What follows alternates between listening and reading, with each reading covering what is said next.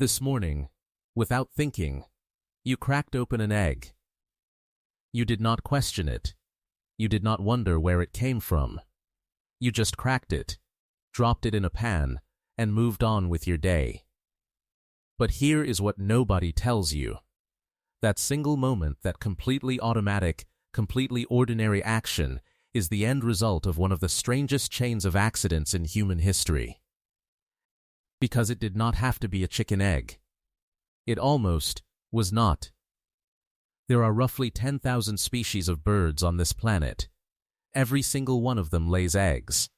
Add reptiles, fish, amphibians, and insects, and the number of egg-laying species on Earth runs into the hundreds of thousands.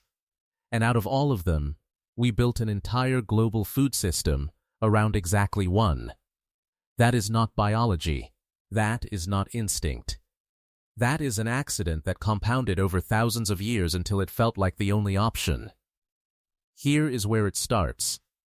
Around 8,000 years ago in Southeast Asia, a small, unremarkable bird called the red jungle fowl lived near human settlements. Not because humans chose it. Because it chose humans. It ate scraps. It stayed close. It tolerated the noise and the fire in a way most wild animals never do. Early farmers noticed. And at some point, someone made a decision so ordinary they probably did not even think of it as a decision. They kept the bird around. That single moment of indifference, not intention, not careful selection, just not chasing the bird away, set off a chain that would eventually produce 1.2 trillion eggs per year. Now here's the number that should genuinely disturb you. A wild bird lays between 10 and 20 eggs per year. Seasonally, when conditions are right. When it feels safe, a modern egg-laying hen lays around 300. That gap is not natural. Biologist Daniel Zohary, who spent decades studying animal domestication, described this kind of selective breeding as one of the most dramatic biological transformations humans have ever imposed on another species. Generation after generation, farmers kept the birds that laid most, discarded the ones that laid least, did this for thousands of years, without any understanding of genetics, without any plan, without even realizing they were doing it. No other domesticated bird came close. Ducks, quail, geese, turkeys, all domesticated, all eaten. None of them ever engineered into the kind of machine the chicken became. The chicken did not win because its egg tastes better. It won because it was the most productive animal at exactly the moment humans started building food systems that rewarded productivity above everything else. But here is what that story hides. Almost every egg on this planet is edible right now.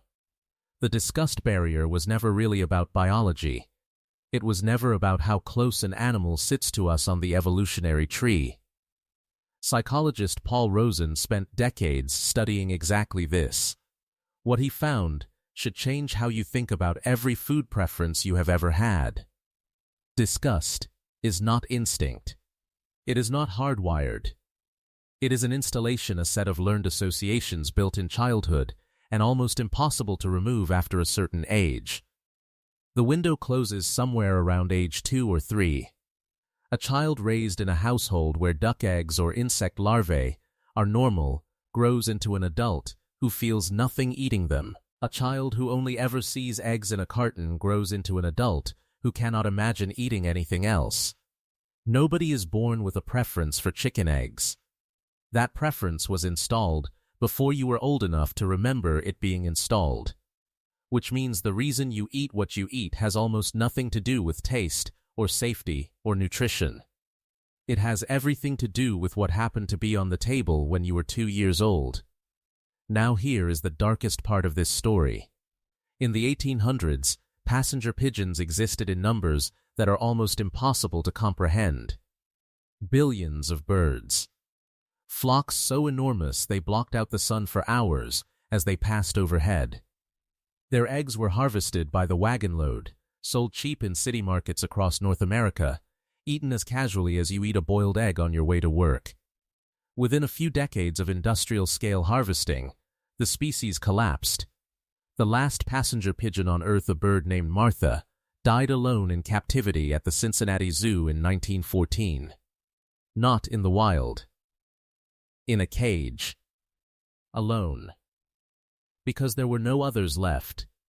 That collapse led directly to the Migratory Bird Treaty Act of 1918, a law that made it illegal to collect wild bird eggs without a federal permit. Entire categories of eggs did not disappear from the human diet because people found them disgusting. They disappeared because the last time humans treated wild bird eggs as an unlimited food source, a species that numbered in the billions was gone inside a single human lifetime.